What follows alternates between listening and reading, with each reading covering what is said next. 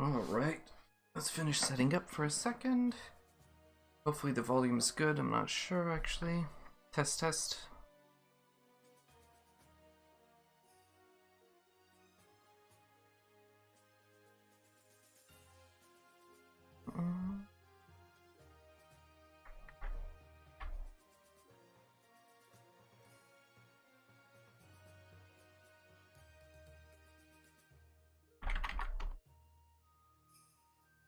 Okay, I think we're okay.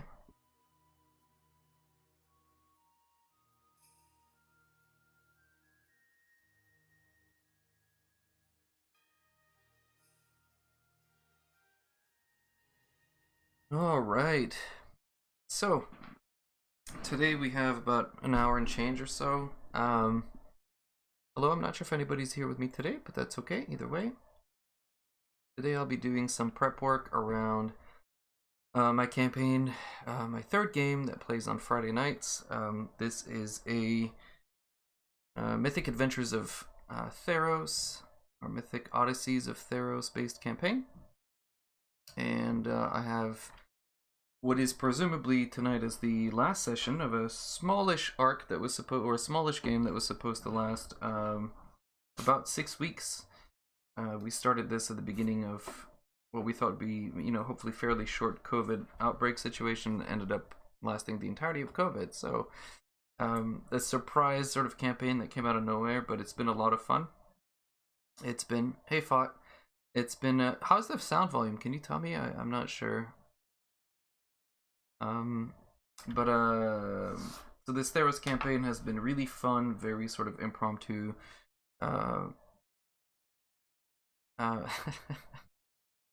I know.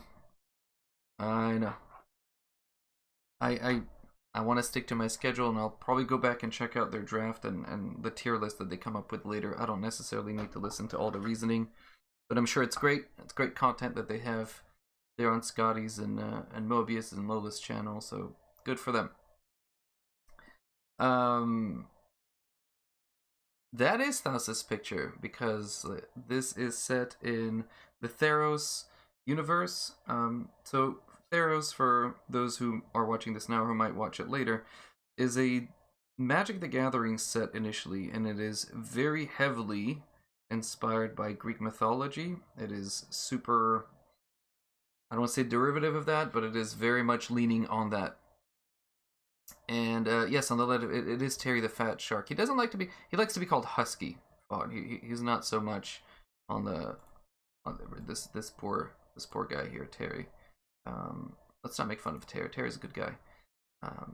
So Theros is set on this, or based on this D&D Magic the Gathering set, which borrowed heavily from Hellenic culture, Greek mythology, the gods being very present. Think Jason and the Argonauts.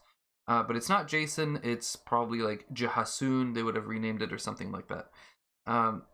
Any which way, I didn't know much about that set, or that lore, that mythos that existed in Magic the Gathering. And then I think for whatever reason, Wizards of the Coast decided to release a full D&D book based on Theros. I've read it. It's actually really fun. It's really interesting. It lends that Greek mythology without it being just Zeus and Hera and Dionysus and all those guys, but came up with a new pantheon. And it's as rich or as shallow as you want it to be. They have tried to include some thread, some history behind it, and it's quite interesting actually. And you can really make it your own. You can reskin some pretty traditional creatures, and you get the chance to play in that sort of sandbox. And it's been a lot of fun. And as I said, I've taken some newbie players, which is very typically what I do. They had asked, hey, can we try a little bit? It might be fun to play D&D. I said, sure. I'll try this new setting that I don't know much about, and we'll both discover it together. So it has been a year-long adventure, actually a little bit more than a year, I think, at this point, or close to a year, let's say. And they're finally reached the pinnacle of the story. The final session is tonight. Just briefly, as a recap, the story has largely been around Thassa, the equivalent, or the the standard for Poseidon in this world. So Thassa, the goddess of the sea and all things aquatic, had disappeared and been taken prisoner in the underworld. I'm going to skip a lot of the details here, and they have finally freed her and are attempting to restore her to her rightful place in the pantheon. There is a pretender or a challenger to that throne who has obtained Thassa's powerful bident, which is like a trident but with only 2 spokes as opposed to the 3. And tonight, my players get a chance to challenge the pretender, the usurper, and we'll see how it goes. So what we have to build tonight is an encounter where the pretender, one Empress Vroxys, gets to pick her champions, and Thassa picks her champions, which presumably will be the players, and then there's combat, and then we see how it all plays out. So the idea for the prep that I need to do essentially is kind of pick and choose what the Empress will choose as her representatives in this fight, and then Thassa is obviously going to choose the player characters who have made it thus far. The topic of conversation that I'd like to have today, or that I'll speak to, and then if anybody in chat, or not, whoever might be around, or may not be around, it's fine, wants to bring up would be the concept of failing forward, and how not to maybe make everything a binary option of pass-fail, and how that can be a little bit of a design trap when you're preparing adventures. So for again, this is always aimed at beginner DMs or DMs who have experience but run into that issue, which I myself still run into when I design adventures or dungeons or traps or whatnot. So before we jump into the prep, because I can do the prep and we can discuss the topic as people filter in, I suppose, is the idea of failing forward. So what does that mean, and how does that affect the story? So if we remember the topic that we had on Wednesday, which was the idea of fairness and how to be fair when you're preparing your D&D adventures, the idea of failing forward, I think, has been addressed a few times, but that question comes up occasionally. And that is, so let me give you an example, I suppose might be the best way to explain this, and then we can go from there. So let me bring up my notepad so we're taking notes as we're doing this. So failing forward. Caps lock, what is it? Hey Carrot. What does failing forward mean? Why is it important? So let me give you an example, I suppose, of what I mean by failing forward in the D&D universe. So failing forward, the best example I can give, or an example I can give you, and you see this across media, whether it be books, movies, animated shorts, or what have you, is the concept that, so the example I guess I'll use is this. Recently I had a player who wanted to pass a chasm, like this 20-foot gap that had like a river of acid flowing beneath it. And she wanted to roll to jump across. So I said, go ahead, sure, make some whatever check you want to use. In this case, it was athletics, to see how strong she is to be able to just jump across. And when you design those sort of moments, or those moments come up, you have a choice before you. Do you make them roll, and then if they fail, they just plop and fall in the lava pit or the acid pit or whatever the trap is, and then, oops, that sucked. Take X amount of damage, or so and so happens? Or do you come up with a different plan than just success or failure? So in this case, she jumped and she failed. Let's say for the benefit of our example, she fails. Instead of just making her fall down the pit, the lava, the acid, what you can do is have her reach the other side in a very uncontrolled way. Like she arrives and she just grasps the edge, barely hanging on. She's dangling off the side of the ledge, and she's like an inch away from hitting the acid pit, or the whatever the consequence might be. She rolls again. I would say, okay, you're barely dangling on for dear life. You're trying to pull yourself up. Roll another check, whatever the case might be. Let's say a strength check again for this example. She tries to go upwards. She finds a little ledge that she can just put her fingers in and tries to pull herself up. And let's say she fails again. What do I do as a DM? Do I have her fall and, possibly, you choose the severity of the consequence. Take damage? Do I amp up the tension again? Your choices are entirely up to you. And when you're introducing these failed checks or these multiple layers of failures, instead of it just being save or suck, you get to pick the severity of the consequence. So if she fails again, I could say easily, you realize that you're too heavily weighed down, and out of an act of desperation, you undo your belt that drops in the pit, and you make your way up and you push yourself upwards to the ledge. Now, the consequence here is that she would have lost maybe a couple of healing potions, her sword, whatever's attached to her belt buckle, the Batman belt, utility belt that she might have. And it ramped up the tension. I can keep ramping up the tension of her failing, and it gets worse and worse until we arrive at the resolution. So as your job as a DM, I think, is not necessarily to punish your players for failure and just to have like, well, you fall, you fail, you don't make it across the trap door has closed, now you're stuck in this room. You need to make it so that when there is a failure point or a possibility of failure, it becomes an narratively interesting choice, and that the consequences can be still moving the story forward. So in this case, it's not, again, it's just a moment. It's not the most amazing moment, but it's still moving the story forward. She doesn't just fall and die. The consequences, she loses part. Hey, Jonas. She loses part of her equipment. She loses her sword. Pretend it's a rogue that's trying to pick a lock, and they roll very poorly a number of times. Maybe it breaks their lock. It breaks the lock open, but their thieving tools are broken, and they can't pick any more locks until they replace their thieving tools. Right? That's an idea. I didn't stop the story. We still make progression because, as a DM, maybe I need them to get the stuff out of the locker, but there is a consequence that has long-term impact. Oh yeah, Jonas, I understand. I'm just trying to stick to my schedule and have my session every week, or my 3 sessions every week. I get it. So what is failing for? It is still, so you're looking to increase the tension and into resolution.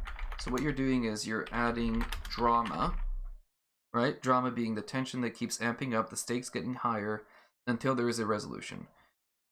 And the resolution can be anything, any repercussions or any, I don't want to say punishment, but any consequence of varying severity depending on the context. So the intention here is to keep moving the story forward. So keep moving the plot forward while still having reasonable consequences. I don't know if, I'm sure most of you who have DM'd any amount of games have arrived at a situation where you had designed a trap or a puzzle, and to you it is the single most obvious thing because you've designed it, right? You know that if they only touched that statue and pulled the finger and then the lever pops open and all the clues are there, why aren't they figuring it out? And you end up in a situation where the players get super frustrated and you get frustrated. You don't exactly know what to do with it. It gets worse if there is a timer associated with it. The ceiling is slowly falling down and they're going to get crushed. And if they don't figure it out, it's a really pretty poopy way of, ending a campaign, like on the most severe consequence, killing a player or killing the party or what have you.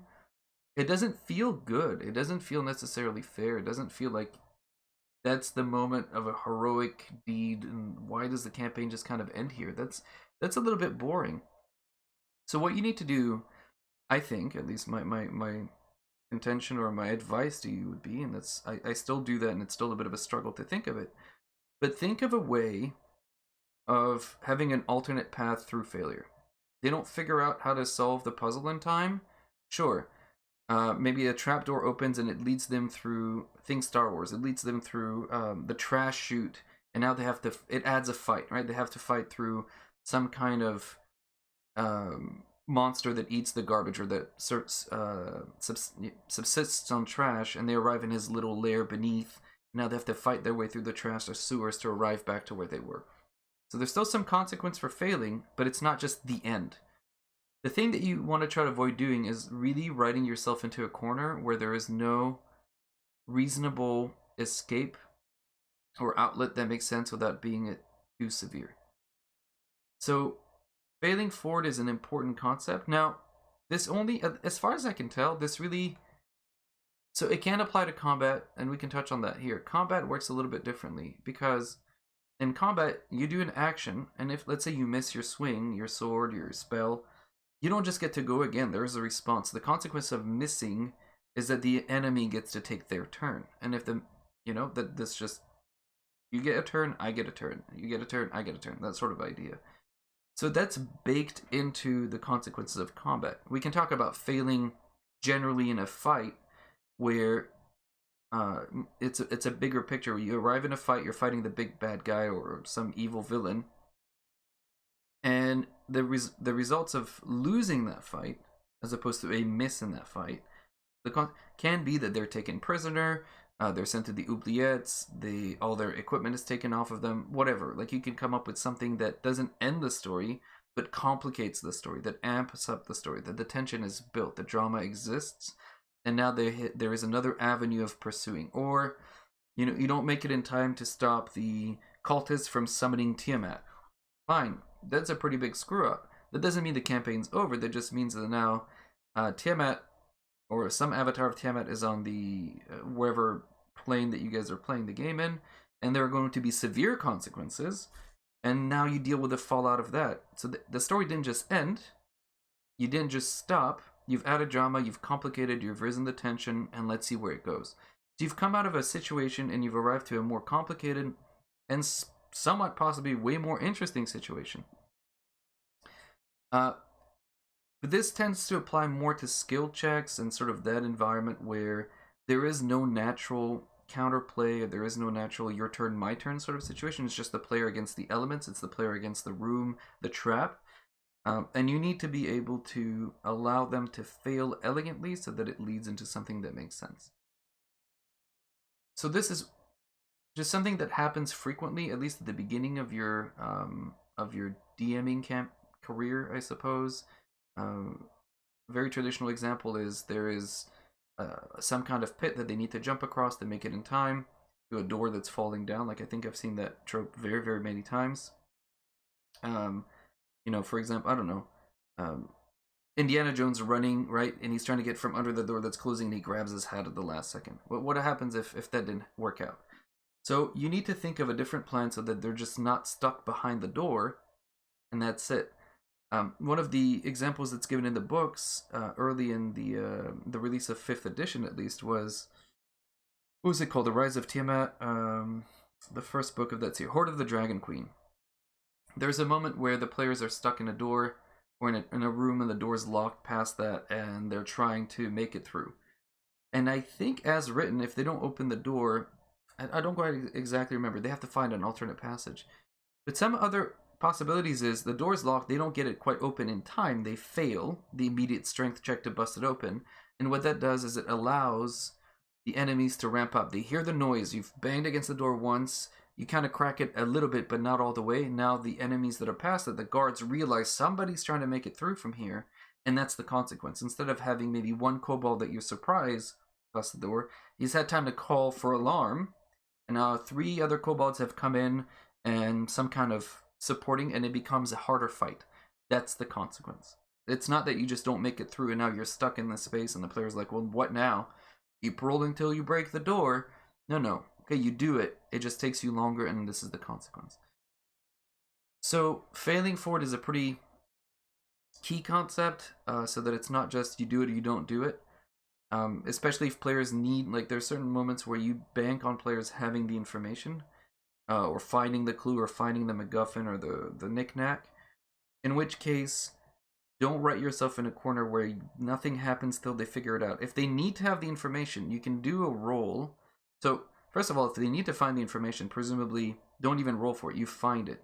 Maybe what they roll for is how fast they find it, how cleanly they find it, or what the consequences of not finding it fast enough might have, but not that they don't find it. So that's kind of what I'm trying to point at, is try to elevate the thought one step up so that you're not stuck in a situation where you can't get yourself out of. And then the players are bored or frustrated, you're bored and frustrated, and then there's no evolution to the story.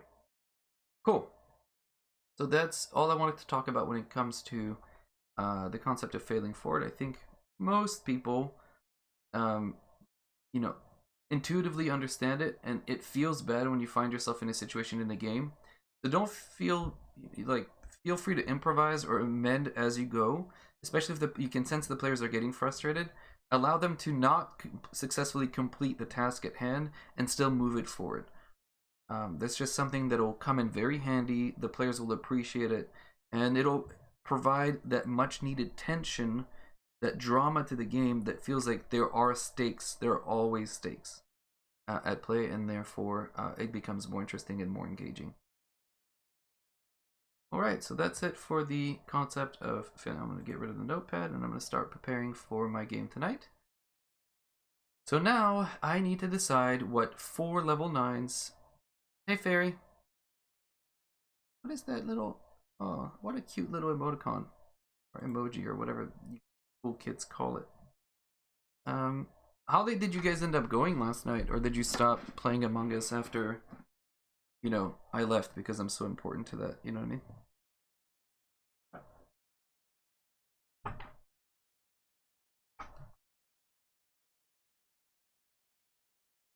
You stopped at 1? Alright. Yeah, I was tired. It was like midnight, and I needed to go to bed, and I got up at like 6 this morning. Warzone? Is that like an FPS? You're talking to the oldest man on Twitch. I don't know what the hell Warzone is. Oh, you shooty the guns. Nice. I like the train emote. Well, I guess since you guys are here, I'm gonna bounce ideas off of you. You got pew-pewed? That's unfortunate. I hate getting pew-pewed. So let's pretend... Okay, I don't know anything about Destiny 2, but I know you both know nothing, but let me ask you this. From a design point of view, it's you guys, it's you, Carrot, you, Fairy, and like, we'll say you're playing with Rat for whatever reason. You've made some bad choices that day, and you're just stuck playing Destiny 2 with Rat. And I don't know how big a party is in Destiny 2. Let's pretend it's 3 or 4 players. I don't know. Let's pretend it's 4 players tops. And the 4 of you are engaging in a fight that's supposed to be the big bad boss of the game. Is it more interesting? Is it more dynamic to have one big guy who does a bunch of stuff and has very cool cinematic mechanics? Or is it more interesting to fight 5 smaller guys who each have their own flavor and their own mechanic? Is it better for each one of you to be occupied with one thing, or is it better to focus, from your point of view, from like a player feel point of view, which of these two, because both are viable, both make sense, both present probably an equal challenge, but both hit maybe a different happy bone coming from, yes, from a Destiny, or just a gamer point of view, but sure, Destiny, because I know you guys know that best, or pretty well.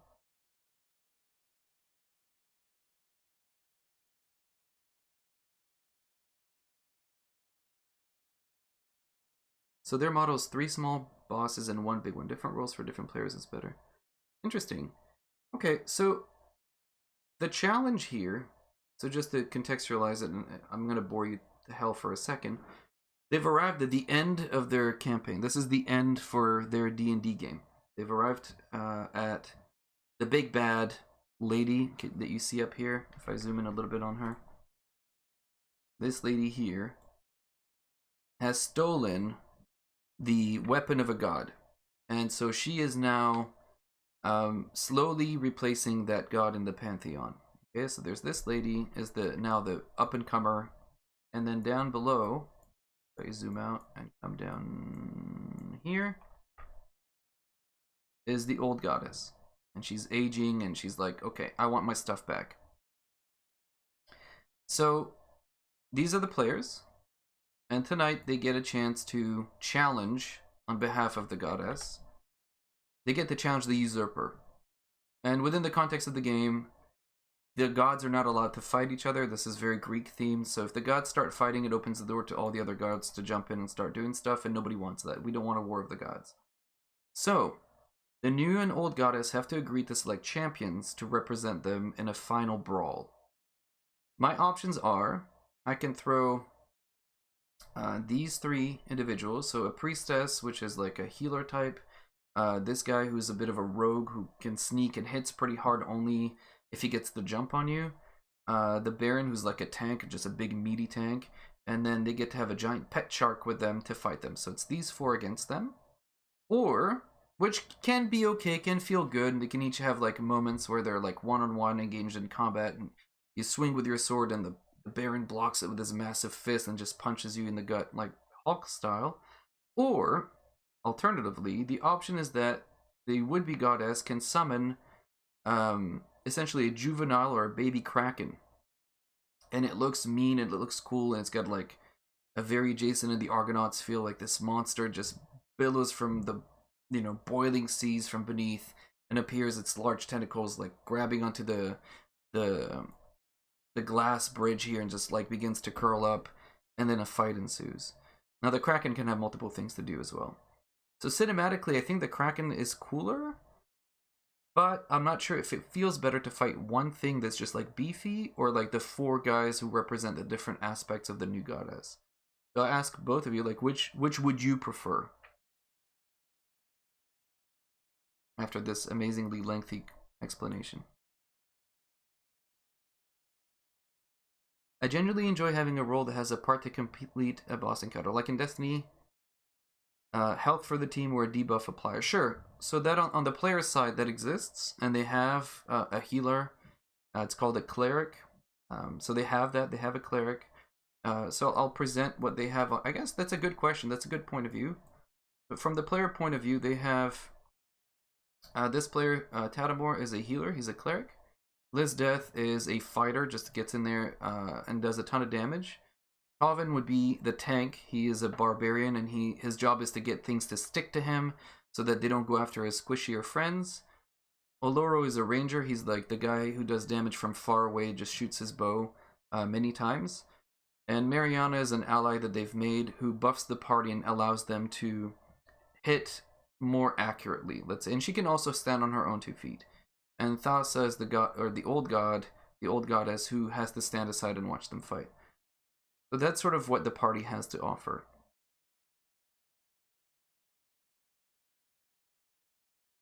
And I like asking newbies because you guys have no preconceived notions about what a fight should be or could be, but rather what might feel better to you as you step into what needs to be the end game battle of a year-long effort to get here.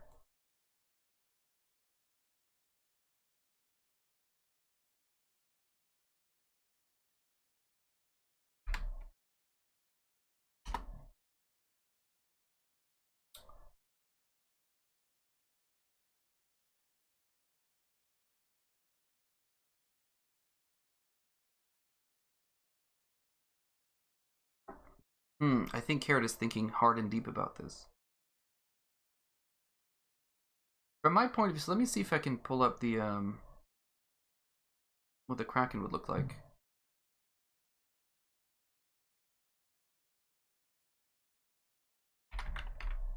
Oops.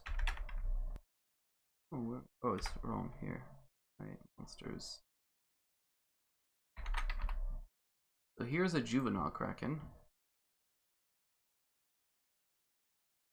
It looks kind of cool. Actually, because this is near the end of the game, I would edit this to look even bigger, just because I want it to be as imposing as possible. Oops. Maybe I could even change the picture of what it looks like, but for now, it's pretty beefy. It looks mean. So it's this.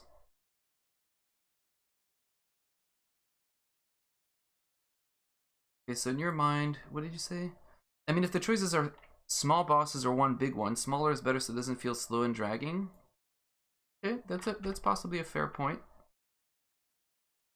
Oops, I don't.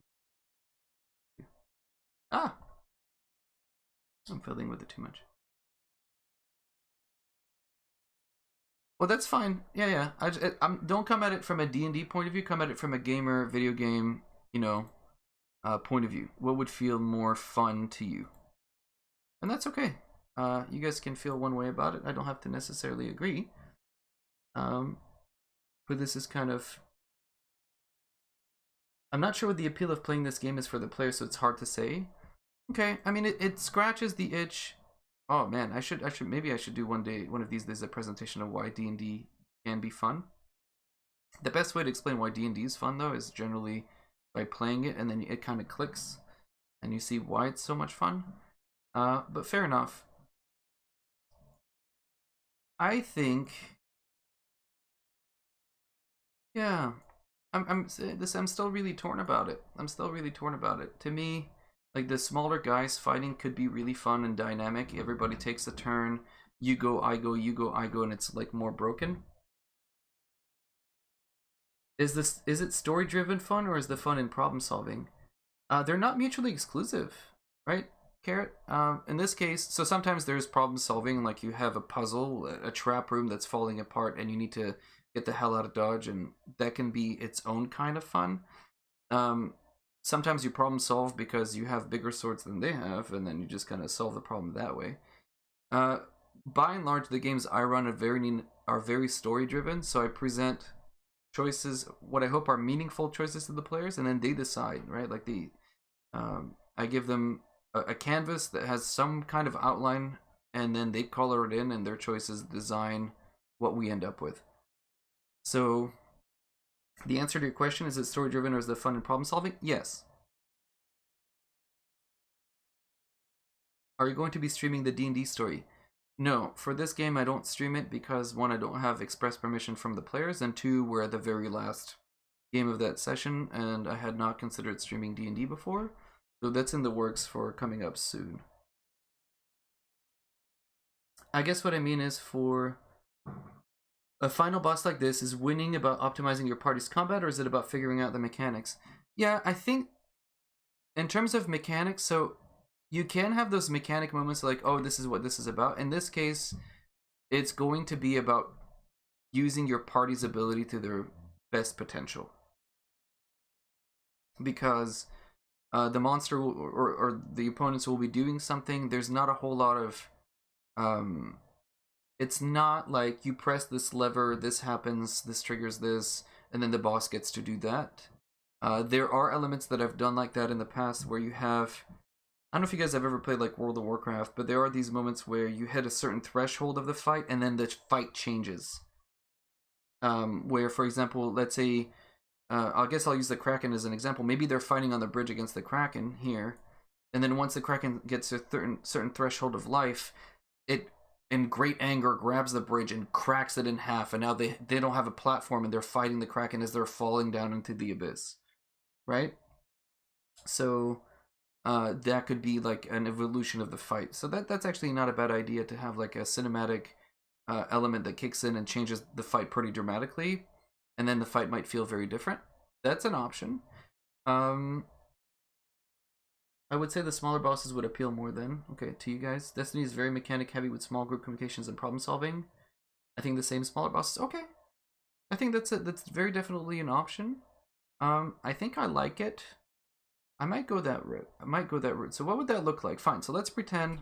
Let's get rid of the Kraken here. Let's pretend that we have these 4 Joblos plus the shark. All right. So these are our enemy champions. You go way over here, and we're gonna be fighting our guys. So I like my monsters to be intelligent. So this guy's gonna want to be in the front. The shark will be defending the priestess can ride the shark because she's the weakest, and she wants to be able to heal without getting immediately destroyed, which leaves the rogue to his own sort of devices. But he's pretty, yeah. So he wants to assassinate. Nice. So his intent's going to be going first and try to jump on one of the enemies. How much damage does he do if he gets to assassinate? Is a critical hit. So how hard do you hit? So it's, does he have sneak? Sneak attack, yes. So it'd be 8, oh my gosh. 8d6 plus 4d4. That would be devastating. That's pretty slick. I like that. So if he manages to go first and pops one of them, he's probably going to be bringing somebody down to very low hit points immediately. Grab a coffee by all means. Yeah. Grab me one too, Carrot. I've only had one today and I'm kind of feeling it. Okay, so I think that mechanically makes sense with the tank in the front trying to hold off the approach. Let the shark drive by and bite at things, right? Like sort of drive-by attacks. Oh, how much does that do? That's really strong too.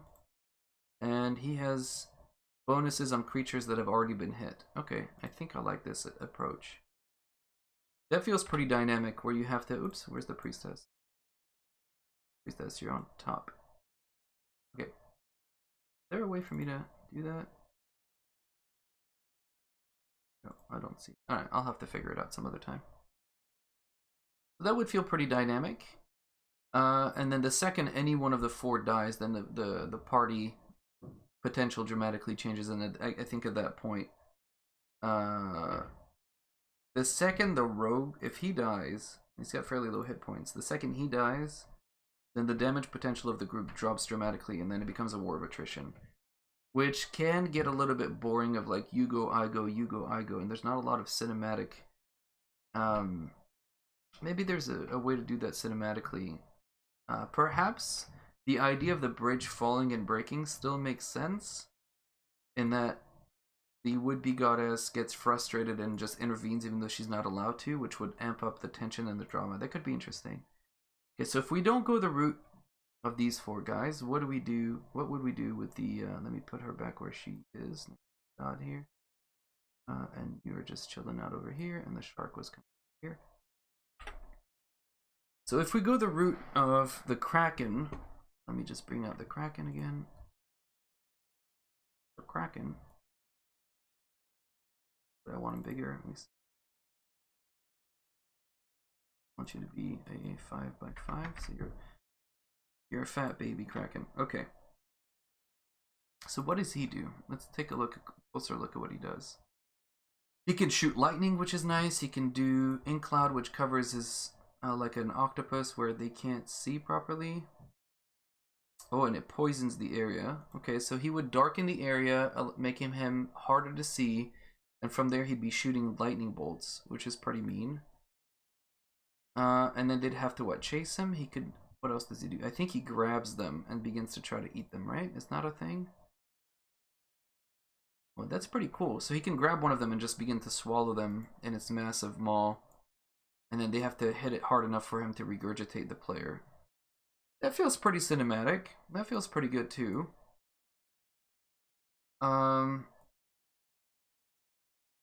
It's one creature that they have, but it has how many of these? It has 10 tentacles. So that could also feel like there are 10 enemies on the board, which would kind of fill that like multiple enemies niche. And then what? It tries to swallow and then just keeps batting and shooting lightning. How fast does this thing move? 50 feet in the water? That's pretty fast too. And they can't corner it or they can't stop it.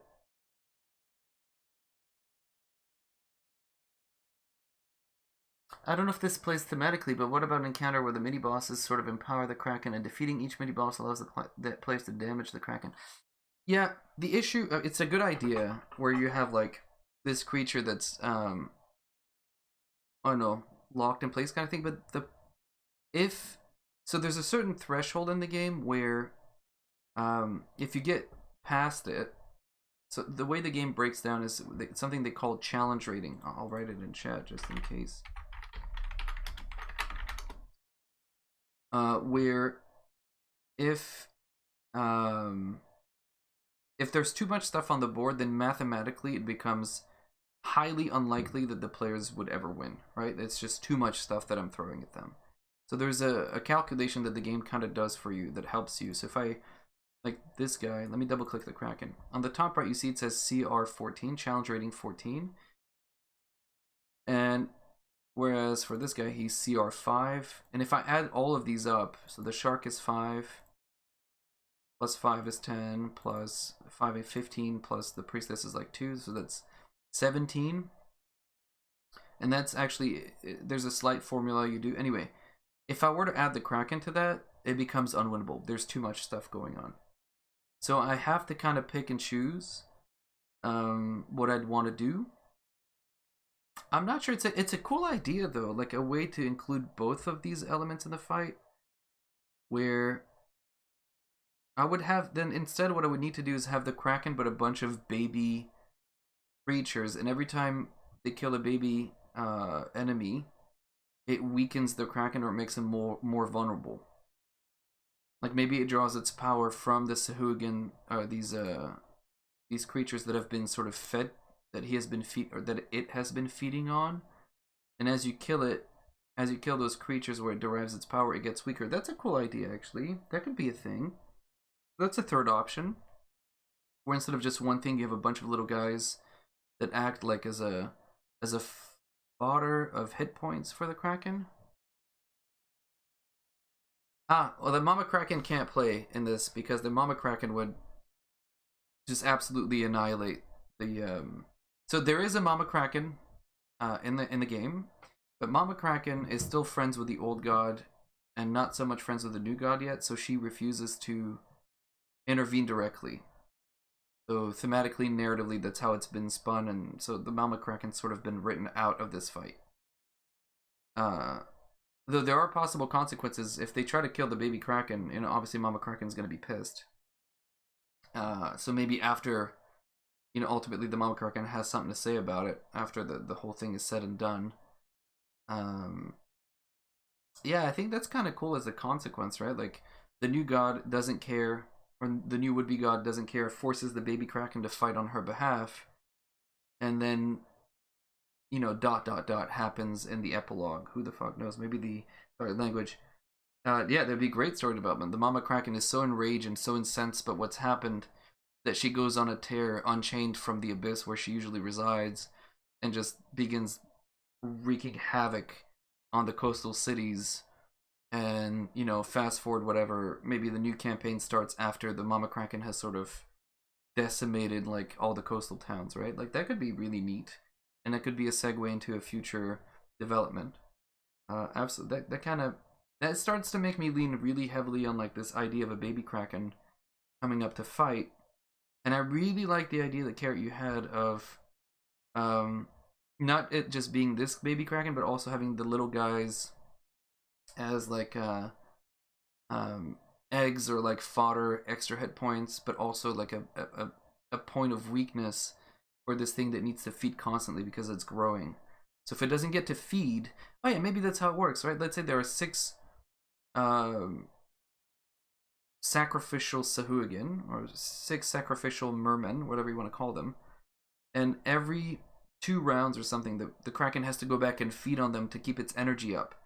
And if they realize that, the players realize that they can pop off the Sahuagin, well, it could still eat them even if they're dead. Maybe it's while they're alive that it draws its power instead, so if they kill it, then that cuts off the feeding possibility. I have to make it make sense narratively or thematically, I guess. But I really like that idea that you have to force the players to not just focus on the Kraken. That's pretty neat. I like that. I know nothing about D&D. Let me give you this great idea to make the fight even more dynamic. Cool, I think that works. Yeah, I think I like the idea of... So how would we do that? I would need... So these guys then become just generic NPCs. Or... I mean, they could still stay here, whatever. It doesn't really matter. So the Kraken, we're just going to make invisible to the players for now. I have to find a way of describing the Kraken appearing. We have something Similar in our game, Riven is a space dragon tentacle buggy thing. You kill her by popping her eyes, smacking her tentacles, and stealing her heart. We love that raid.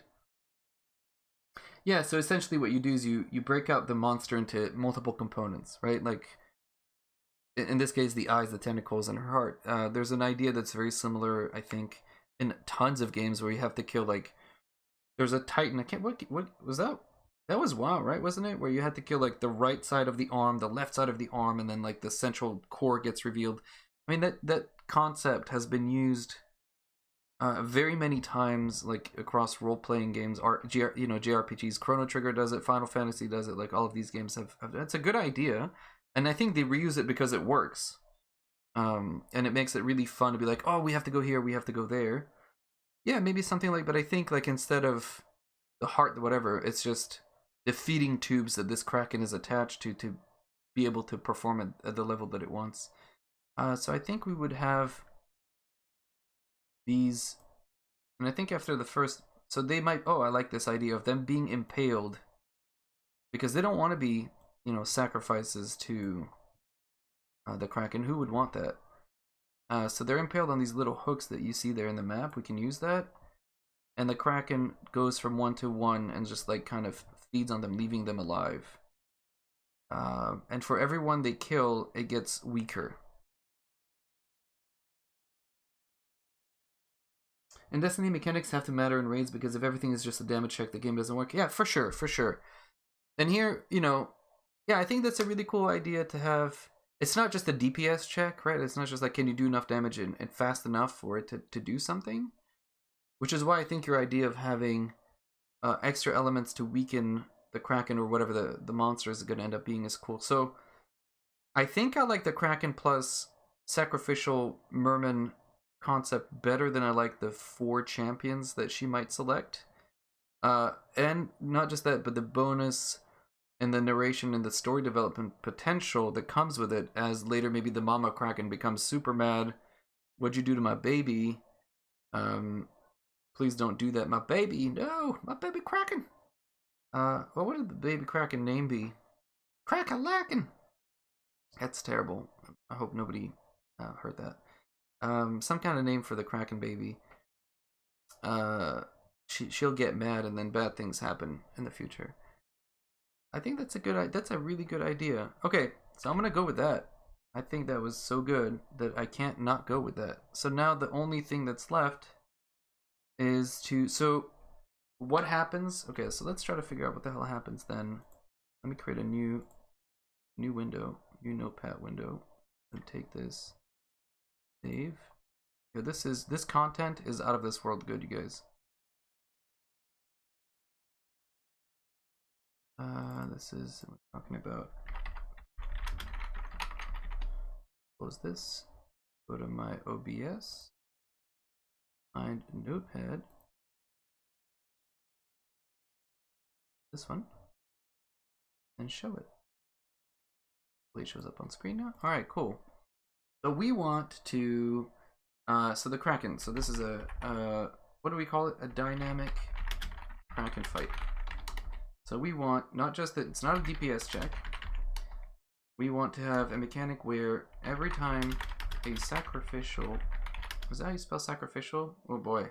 The ballsy to be writing with no spell check, everyone. Take heed. Every time a sacrificial Sahuagin is slain, X happens to the juvenile Kraken. So what is that? And then I don't want this, not a DPS check. And then if we want to complicate it, do we do sort of a stage 1, stage 2 fight situation, right? So as the baby, or as the Sahuagin get is it 1C? Alright, well, you know what? I'll believe you. Sacrifice. Yeah, that looks better. Okay, so the Kraken, stage 1, appears, description needed. Wait, hang on. Dope, description needed. I'll work on that in a minute. And the Sahuagin guards, whomever, bring out, oh, bon Dieu de bonsoir, bring out the sacrifices and stick them like Sahuagin shish kebabs or kebabs on the spikes. So this is, we want to indicate to the players this is important. So I've given context clues there. I don't want them to just be floundering. Something has happened. There's a reason we're doing this. What do these kebab Sahuagins, Sahua Bobs? Yeah, I like that. Let's rename that to Sahua Bobs. Sahua Bobs. Okay. Babs. So the Sahua Babs probably matter to some extent. Okay. The fight begins. Roll initiative.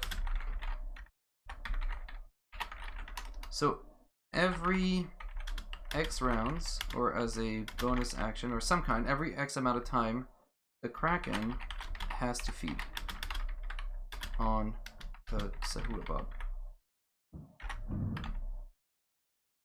If it does, regains hit points. Right? Something that's obvious and can be narratively described as the wounds healing, the scales reforming. I don't know, do Kraken have scales? I don't know. Swims faster for a while, etc. If it fails to feed, wounds get worse. So maybe it takes 1d10 damage for every round it fails to do it. We'll have to figure out exactly. It slows down. Okay. Stage 2, I would say, begins when... So, they might kill it in time. So if it dies here during that round, that's fine. Stage 2 can begin, if they get there, it begins when all Sahua Bobs are dead. Right? I think that makes sense as like a moment where it can't feed anymore. It knows, and now it's going to grow desperate. I think it enters a frenzied state. Desperation mode activated.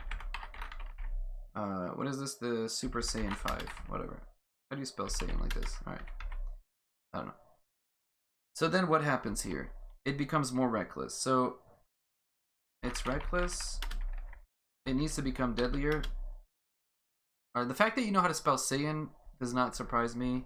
I knew you were always a secret weeb, Carrot, and that's fine. I appreciate the assist there. Spell check, Carrot. I believe it.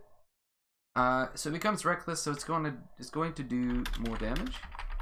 Maybe it has advantage on its attacks. But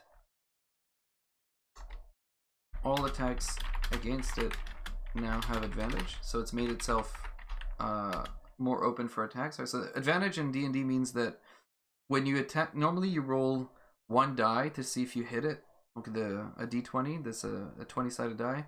When you have advantage, that means you roll 2 and you take the better of the 2. So it's mathematically it increases your output by about, your chance of hitting by about 20-25%, which is hugely significant. So now all attacks against have advantage. And do they do more damage? No, I think just that having advantage probably is enough. And thematically what happens, it breaks the bridge, right? Because its food is gone. Meanwhile, oh yeah, meanwhile, Mama Kraken is pissed AF. I think that's what the cool kids call that, pissed AF. And so we can use this, so this is just narrative and not mechanical, but adds elements of storytelling for the future. Oh, that sounds like a fun fight, right? So I need to just grab all this. Let me change the font a little bit lower so I can see it all in one page.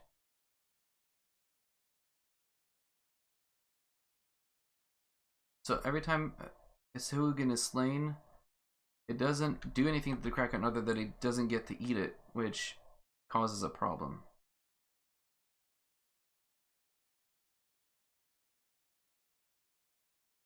Cool. Does that sound like a fun fight? Would you guys be like, if this were quote unquote a raid? I guess it sounds pretty close to something out of Destiny, I suppose. I'm not sure. Does that sound like interesting and dynamic? I think so. I think so. And it feels fitting for like a final boss kind of situation, right? You like it? Okay. I'll report to you guys. I guess if we're playing this weekend, I'll report it to you guys, but I can tell you how it went or didn't go. But here are, so these guys I need to hide for the time being. The last thing I think I want to do is just like come up narratively on describing how the Kraken shows up. I can do that offline. It's not something I need to do right now, but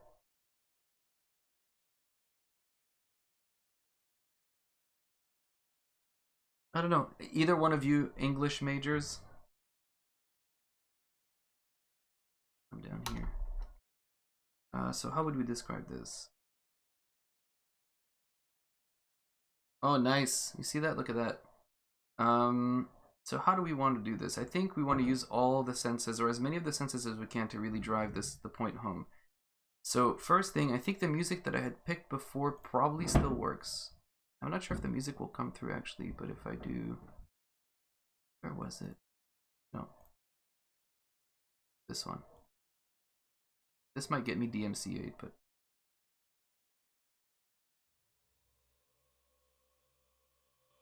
you guys hear the music?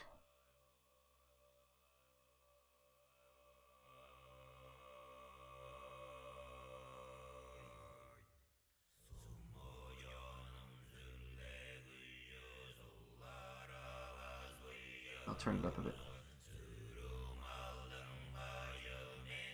I think that's very cool music. So I think we bring in the music at that point, of course.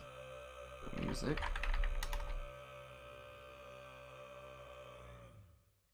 That feels particular. I think that feels epic as hell.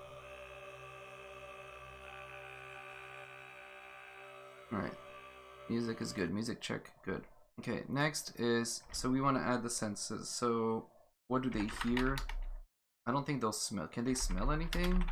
Underwater? Doubt. I'm gonna say use the hearing. What do they see?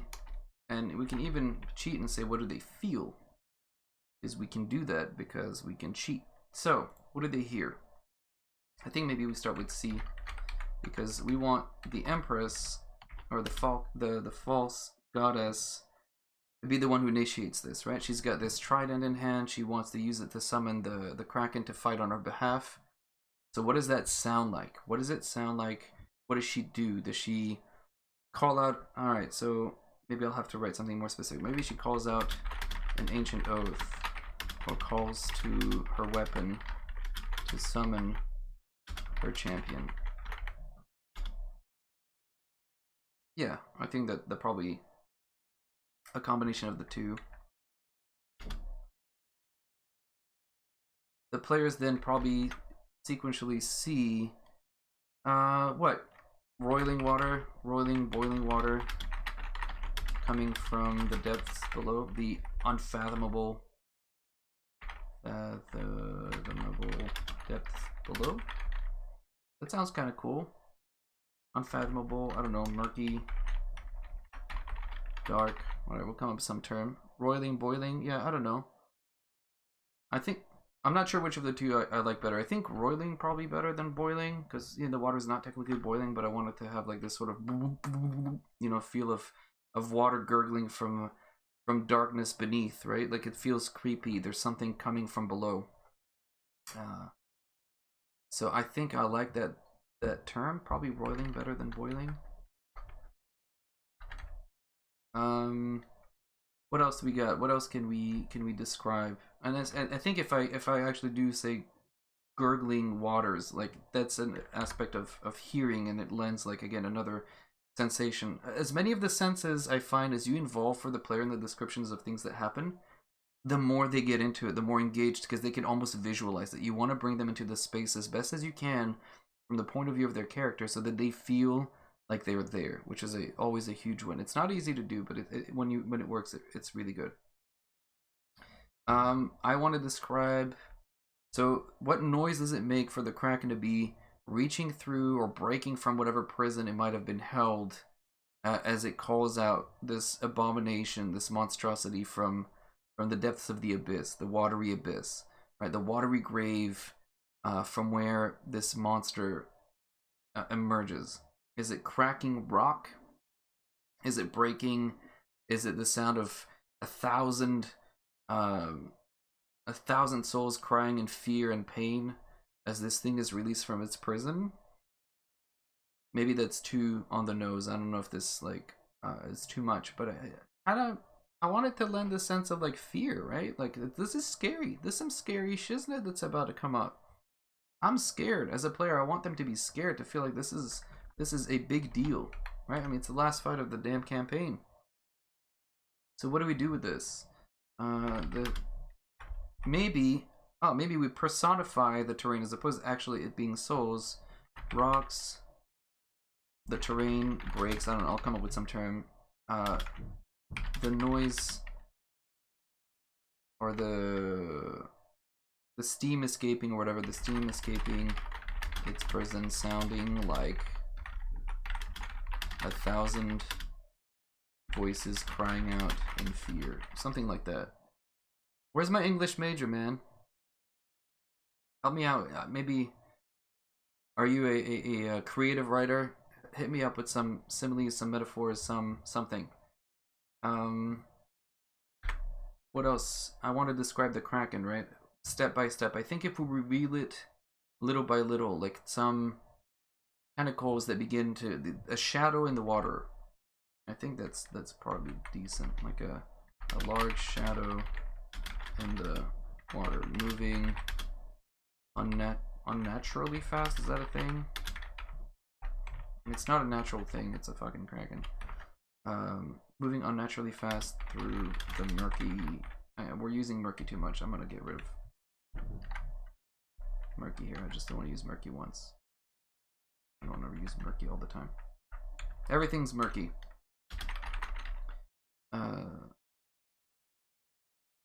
A large, actually, large is not good. A gargantuan.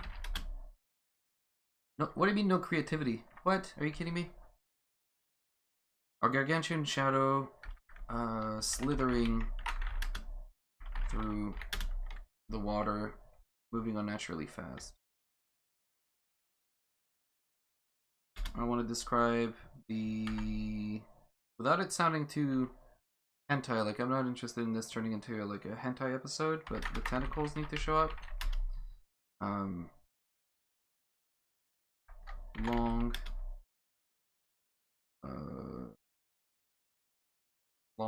Long tendrils ending in cruel hooks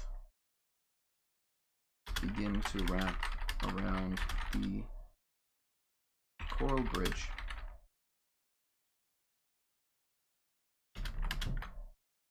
One, two, three,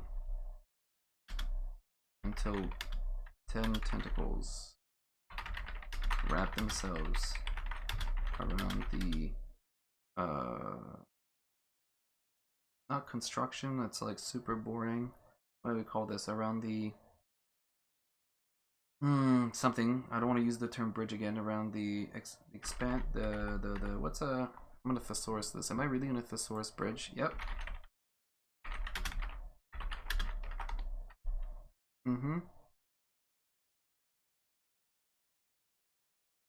The overpass, that's terrible.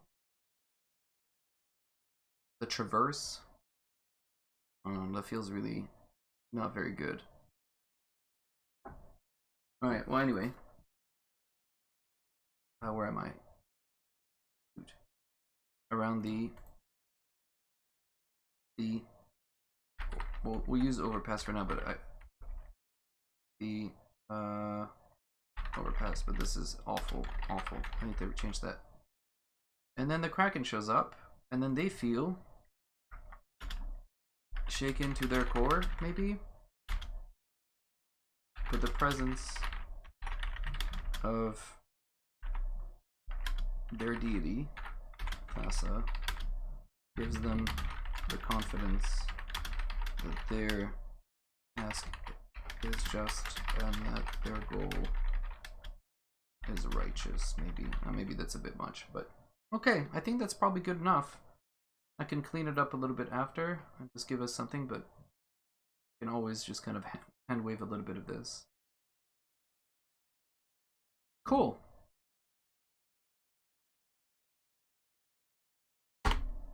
There, I'm happy with this. Let's save this. Save as. We'll call this stuff. Kraken. Neat. There we go. So now we get to find out, or I'll get to find out, I guess, first, whether or not things go well. I like the input, guys. That's actually really helpful. In this case, so back to the topic of today, when we say failing forward, this is the end. If the players fail to defeat the champion of the new goddess, then she becomes the new goddess, and the consequence is not that they die, it's the consequences that there's now a new goddess in the pantheon, and there are going to be severe consequences for it. Maybe for the players, maybe they become slaves, maybe they become turned, maybe they get cast away into some other area where the god doesn't have to deal with these would-be miscreants. And if they succeed, then there will be another set of consequences that end the story on whatever note I decide in the moment. Cool. Well, that's it for me. That was actually a pretty good session of prep. Thanks for keeping me company, Fairy Carrot. I appreciate it. And then sometime, I'll put this here, sometime maybe in the future where you guys feel like it, I'd love to run you through like a one-shot, sort of very short campaign, just a very short game, like 3 hours. I don't know when I'll have the time, but maybe in the future. And then show you the appeal of Dungeons & Dragons. I think you guys actually would be surprised at how much fun it can be. Even though it is absolutely a nerdy hobby, but it is amazingly fun and super, super creative and collaborative. Perfect. And that game will stream, okay? How about that? We'll struggle together and we'll make fools of ourselves for the world to see, and we'll have a blast doing it. Alright, well, thanks for tuning in. Exactly 0 viewers on YouTube, but that's okay. And my 2 favorite viewers on Twitch. And with this, I think I have another workshop sessions on this Sunday morning. And then we'll see what topic we discuss then. Thanks, everyone, and have a lovely rest of the day.